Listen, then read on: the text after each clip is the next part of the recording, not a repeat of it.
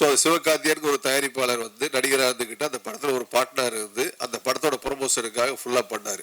அதனால தான் அந்த தாய்க்கிழமைங்கிற படம் ரீச் ஆச்சு. ஸோ இந்த ரூபாய்ங்கிற ஒரு டைட்டில் வந்து நீங்கள் வந்து வெளியே தெரிய வைக்க ஒரு உதவியை மக்கள் சில விஜய் சேதி சம்பதிக்கு மீண்டும் மீண்டும் தயாரிப்பாளர் சங்கத்தி சார் நன்றி தெரிவிச்சுக்கிறேன். ஆனால் அந்த தயாரிப்பாளர் என்ன பண்ணாரு, ஏதோ ஒரு கதையை ஒருத்தர் வந்து சொல்றார், அந்த கதையை நம்பி வந்து அவர் படம் எடுத்துறார். இதுதான் ஒரு தயாரிப்பாளர் செய்யக்கூடிய ஒரு வேலை. ஸோ அந்த படம் லாஸ் ஆகி போச்சு அப்படின்னா அதை யார் நடிகர்கள் காப்பாற்றணும்? தயாரிப்பாளர் மேல தப்பு இருக்கா? ஸோ 75% தயாரிப்பாளர்கள் வந்து நீங்க வந்து இழந்திருக்கிறாங்க. அந்த கதையை அவங்க சூஸ் பண்றாங்களா? கிடையாது.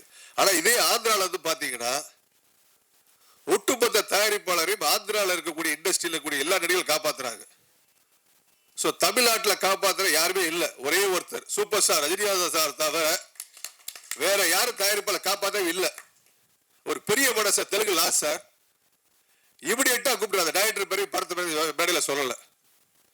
இமிடியேட்டா லாஸ் 200 கோடி ரூபாய் லாஸ். உடனே கூப்பிட்டு அந்த ஹீரோ சொல்றாரு, சார் ஒன்றும் கவலைப்படாதீங்க, நான் இமிடியேட்டா உங்களுக்கு பண்ணி தரேங்கிறாரு. ஸோ அவர் வீட்டில் எப்படின்னா ஒரு ஃபயர் ஏஜென்ட் மாதிரி தீ எரிஞ்சுக்கிட்டு இருக்குது. அவ்வளோ பேர் ப்ரெஷர் பண்றாங்க. ஏன்னா ஒரு படம் லாஸ் அப்படிங்கும் போது கிட்டத்தட்ட ஒரு 50 பேர் 100 பேர் படம் கொடுத்தா எல்லாமே வீட்டில் நடப்பாங்க.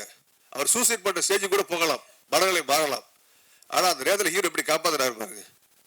சார் ஒன்றும் கவலைப்படாதீங்க நான் இருக்கிறேன். அப்ப எரிஞ்சுக்கிட்டு இருக்க தண்ணியில ஃபயர்ல வந்து தண்ணியை ஊற்றி அடைக்கிற மாதிரி அந்த மாதிரி தமிழ் திரை உலகத்துல வந்து யாருமே சப்போர்ட் பண்ண மாட்டேங்கிறாங்க.